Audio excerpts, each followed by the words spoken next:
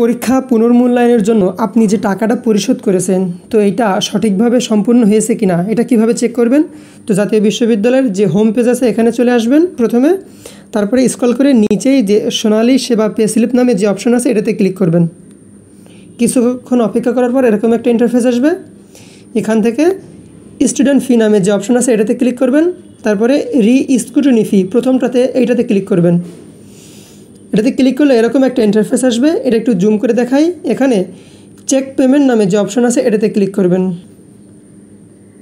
এখানে দেখেন যে প্রথমে bank reference number, roll number, registration number আছে। এখানে আপনি আপনার ফাঁকা ঘরে রেজিস্ট্রেশন নাম্বারটা দিয়ে দেবেন। তারপরে ফাইন নামে যে অপশন আছে ওটাতে ক্লিক করবেন। এখানে দ্বিতীয় ঘরের পাশে যে একটা তীর চিহ্ন রয়েছে এটাতে ক্লিক করবেন। এখানে আপনার NU দিয়ে একটা সংখ্যা দিয়ে যে নাম্বারটা দিয়েছে এর পাশে যে ফাঁকা ঘর আছে এখানে ক্লিক করবেন। ক্লিক করলে আপনি দেখতে পারবেন যে আপনার পেমেন্ট স্ট্যাটাস এখানে পেইড লেখা থাকবে। এখানে যদি আনপেইড থাকে তাহলে এটা ভুল হয়েছে, কিংবা কোনো জায়গায় ভুল আছে, কিংবা টাকা পরিশোধ হয়নি।